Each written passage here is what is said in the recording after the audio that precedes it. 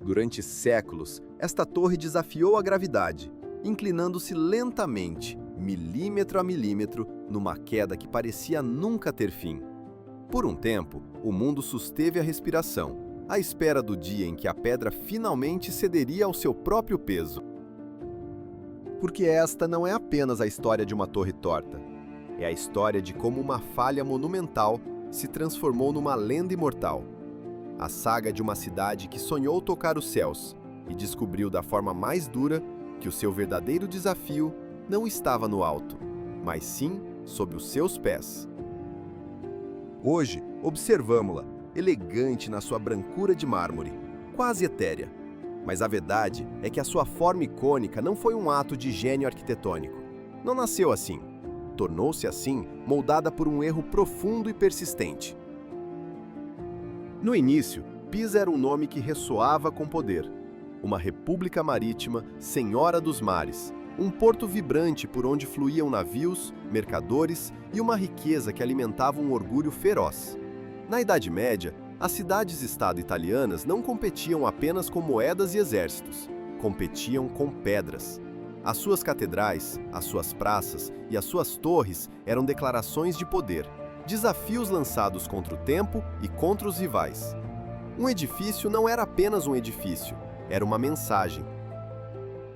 E foi naquele lugar preciso, na praça que viria a ser conhecida como Campo dos Milagres, que Pisa decidiu erguer mais um pilar da sua glória. Um campanário. Alto, imponente, visível de longe. Uma estrutura funcional, destinada a abrigar os sinos da catedral, mas concebida para dominar o horizonte e completar o coração sagrado da cidade. Mas antes de se tornar o jardim imaculado que hoje conhecemos, aquele espaço era diferente. Era um canteiro de obra sagrado, pulsante de vida. A catedral, enorme e luminosa, erguia-se como um farol de fé e poder. Ao lado, o batistério estava ainda incompleto, um esqueleto de pedra a crescer lentamente. Ao redor, não havia relva, mas um chão de terra batida, atravessado por carroças, coberto de materiais, andaimes e blocos de mármore. Não era a calma de um postal, mas a sinfonia caótica da criação, onde o ar vibrava com o som de martelos, vozes e poeira. Foi no meio deste coração religioso em construção que Pisa decidiu cravar a sua identidade, não apenas por beleza, mas por afirmação.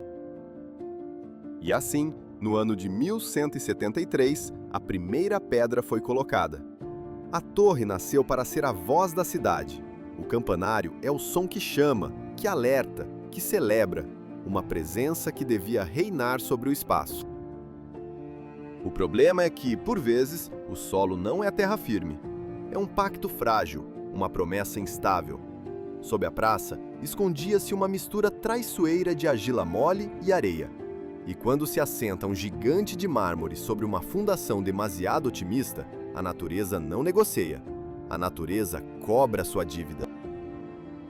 O mais inquietante em toda esta história é que a torre não esperou pela sua conclusão para começar a falhar. A inclinação começou quase de imediato, enquanto ainda estava a ser construída. Imagine a cena. Os blocos sobem, as paredes crescem em espirais perfeitas. E então, alguém nota uma linha que já não é vertical. Uma sensação estranha de desequilíbrio. Um lado que parece afundar-se mais do que o outro. No início, talvez tentassem convencer-se de que era uma ilusão, um capricho da luz, uma impressão que o tempo corrigiria. Mas não corrigiu. A torre, que deveria apontar para o céu, começou a curvar-se perante a terra. E nesse erro, encontrou a sua imortalidade. Nas suas fundações instáveis, gemina o primeiro grande paradoxo da Torre de Pisa. Cada novo anel de mármore que se ergue em direção ao céu torna a estrutura mais magnífica, mas também a empurra 1 milímetro mais perto do desastre. Quanto mais a torre sobe, mais perigosa se torna. E quanto mais perigosa se torna, mais imperativo é terminá-la. Deixá-la a meio, uma ruína inacabada, seria uma admissão pública e humilhante de fracasso para a poderosa República de Pisa, um monumento à sua ambição derrotada. E então, o que se faz quando o sonho começa a ceder sob seu próprio peso? Abandona-se a visão ou insiste-se contra todas as probabilidades? Pisa escolhe continuar, mas falo com medo, com dúvidas lancinantes, com tentativas e erros que se prolongam por décadas.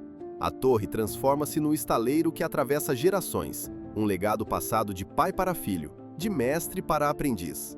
É um pensamento quase trágico, iniciar um trabalho com a plena consciência de que nunca se verá o seu fim. Colocar uma pedra, esculpir um capitel, construir um fragmento de futuro, sabendo que o seu nome não estará gravado na conclusão da obra. Ser apenas uma mão no meio de muitas mãos, um elo anônimo numa corrente de perseverança. Enquanto isso, a vida prossegue implacável. A política da Península Itálica agita-se, alianças mudam, chegam períodos de paralisação forçada. A guerra, as tensões com repúblicas rivais como Gênova e Florença, as crises econômicas. Cada pausa é uma arma de dois gumes. Parar as obras pode ser a sua salvação, mas também a sua condenação. O solo argiloso e instável tem tempo para se assentar, para compactar sob o peso colossal já existente. A torre permanece ali, incompleta, com a sua ferida visível a todos, a inclinação. No entanto, são precisamente essas longas pausas, esse tempo que parece uma maldição, que se tornam, ironicamente, parte da sua salvação. O terreno estabiliza-se lentamente, não o suficiente para tornar a torre segura, longe disso, mas o suficiente para permitir que o homem ouse tentar de novo. Quando os trabalhos recomeçam em 1272, quase um século depois da última paragem, os novos arquitetos não podem mais fingir que nada aconteceu. A inclinação é uma realidade incontornável. Tem de conviver com o erro original, de dialogar com o desastre iminente. E assim, tomam uma decisão de uma audácia espantosa. Tentam corrigir a direção enquanto constroem. Num desafio, a geometria e a própria gravidade começam a compensar a inclinação. Os novos andares são construídos de forma assimétrica, com as colunas e as paredes do lado norte, o lado que se ergue, a serem deliberadamente mais altas do que as do lado sul, o lado que afunda. É um esforço para reequilibrar a estrutura, para a trazer de volta à verticalidade através da própria arquitetura, criando uma subtil curvatura na sua espinha dorsal. É como caminhar numa embarcação que balança e tentar construir um castelo de cartas. Um passo em falso, um cálculo errado e tudo se perde para sempre. Ainda assim, a torre continua a subir, lentamente, penosamente. Cada metro conquistado é um gesto de teimosia monumental, uma forma de a humanidade declarar: não nos rendemos. E então, depois de quase 2 séculos desde a colocação da primeira pedra, chega o momento que nenhum dos construtores originais poderia sequer ter sonhado testemunhar. Em 1372, a torre é finalmente concluída com a adição da sua câmara cineira. Mal acabada, ela já não é perfeita, já está dramaticamente inclinada. Mas está inteira, finalmente. Com as suas arcadas brancas, a pedra ainda limpa, como se tivesse acabado de sair das mãos dos seus criadores. E é nesse momento que algo estranho acontece. Em vez de parecer um fracasso, um erro de engenharia exposto ao mundo, ela parece um milagre, porque está de pé, e permanece de pé. Entretanto, a gravidade, essa força invisível e paciente, nunca descansa. Com a torre já inclinada, cada ano que passa, o seu imenso peso trabalha na mesma direção, empurrando-a um pouco mais para a beira do colapso. Quanto mais ela se inclina, mais difícil se torna travar essa força. Durante séculos, ela permanece assim, num equilíbrio precário, sob uma tensão constante. É também por isso que se torna famosa, não apenas pela sua beleza etérea, mas porque parece estar perpetuamente no momento exato antes de ceder, e, no entanto, resiste. Ela não é um monumento ao triunfo perfeito, mas a beleza da perseverança imperfeita. Um diálogo de 200 anos entre a ambição humana e as leis da física. Talvez a sua lição mais duradoura não esteja na sua beleza, mas na sua luta. Uma luta que, em última análise, espelha a nossa. A inclinação cresce, milímetro a milímetro, ano após ano. O que era uma curiosidade arquitetônica, uma anomalia encantadora, transforma-se numa ameaça silenciosa.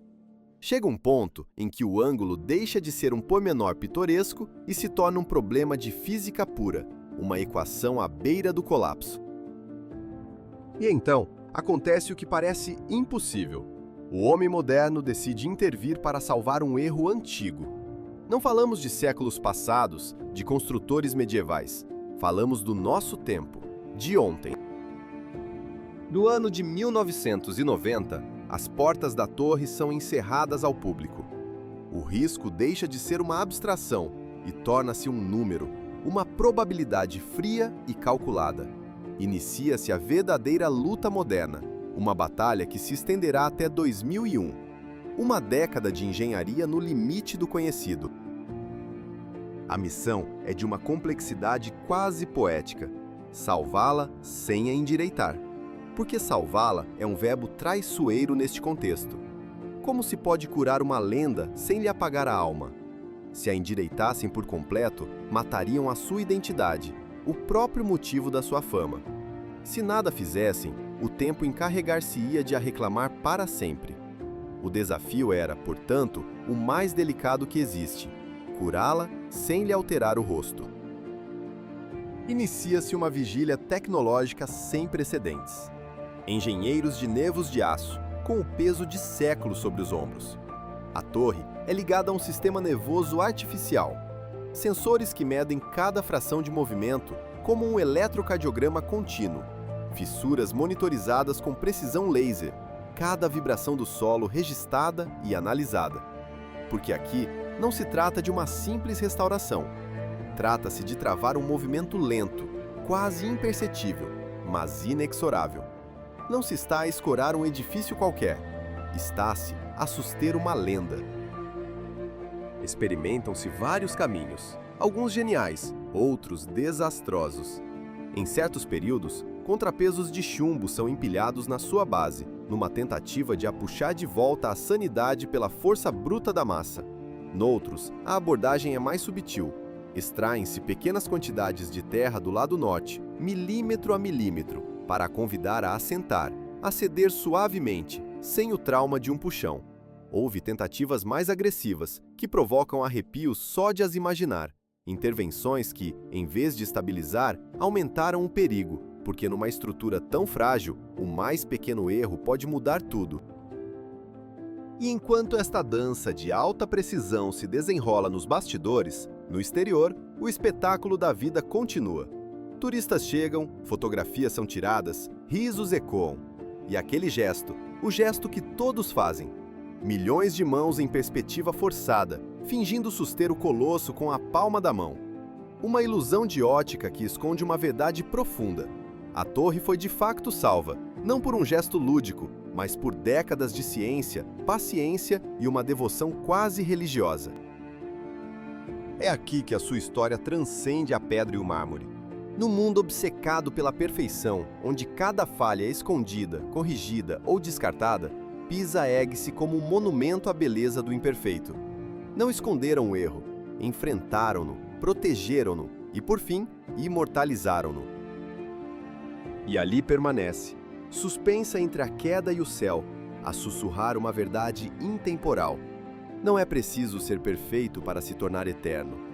Basta, apenas, continuar de pé, mesmo quando tudo à nossa volta nos impele a cair.